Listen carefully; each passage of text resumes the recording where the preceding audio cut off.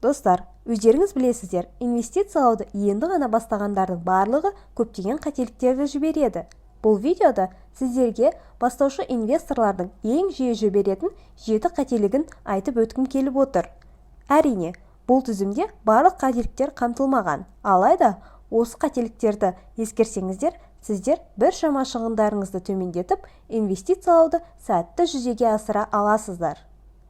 Қателіктер тізіміне кіріспес бұрын, каналға тіркелмесеңіздер, подписаться батырмасын басып, тіркеліп кетулеріңізді сұраймын.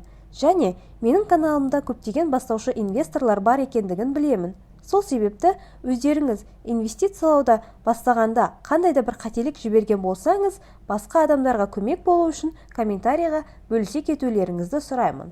Менің еңбегімді бағаласаңыздар және болашақта тағы да видео күтетін болсаңыздар, видеоға лайк баса кетуіңізді сұраймын.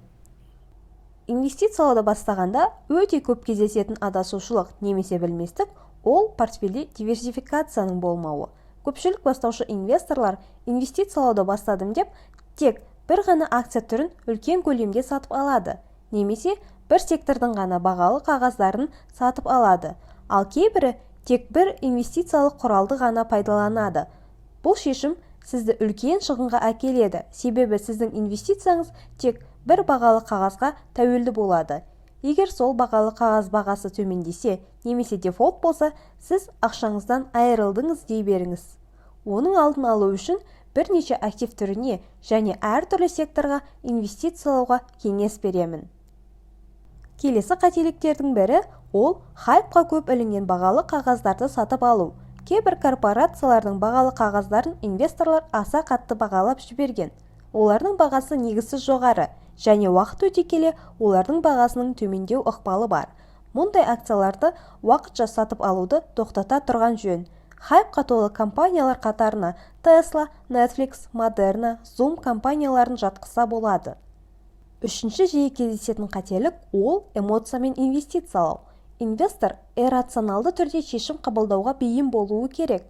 Аямшақтық, қорқыныш және өзіңізге деген аса сенімгершілік инвестордың қас жауы. Нарық құлдыраған кезде акцияларды қорқынышпен бірден жылдам сатып жіберу, немесе нарықтық жаңалықтарға аса сенім артып, солардың негізінде бағалы қағаздарды сатып алу инвесторды құрдымға әкеледі. Инвестициялауда тағы да шығынға ұшырауға әкелетін шешімдердің бірі ол блогерлардың немесе басқа таныстарыңыздың портфелін ешбір өзгеріссіз көшіру. Яғни, сіз танысыңыздың немесе досыңыз тәрізді акцияларды сатып ала отырып, тура досыңыздай табыс табамын деп ойламаңыз. Оған бірнеше себеп бар.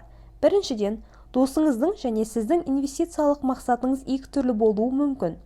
Екіншіден, сіздер бағалы қағазды екі түрлі нарықтан және екі түрлі уақытта сатып алуыңыз мүмкін. Және соңғысы, блогердің немесе досыңыздың профессионалды инвестор тәрізді білімі болмауы мүмкін.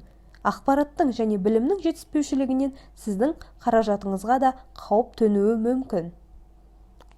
Инвестициялауды бастауда тағы көп кездесетін қателіктердің бірі ол инвестиция мен трейдингті шатастыру.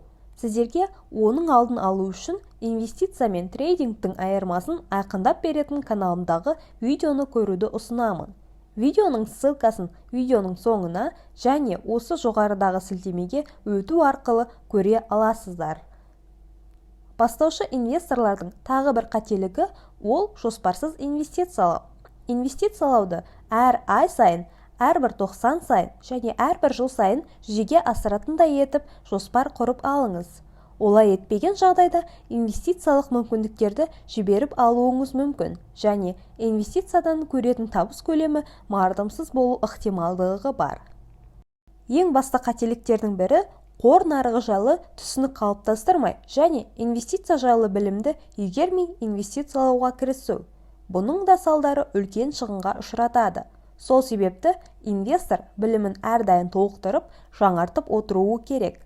Осымен инвестициялауды бастағанда жіберілетін қателіктердің басым көпшілігін айтып өттім. Одан басқа да қателіктер әрине бар, бірақ осылардың өзін ескерсеңіз, біраз ақшадан қағылып қалмайсыз. бұл тізімге ақшаңызды түбінде жоғалтуға әкелетін қаржылық пирамидаларды қоспадым, себебі оларды инвестицияға жатқызуға болмайды деп сенемін.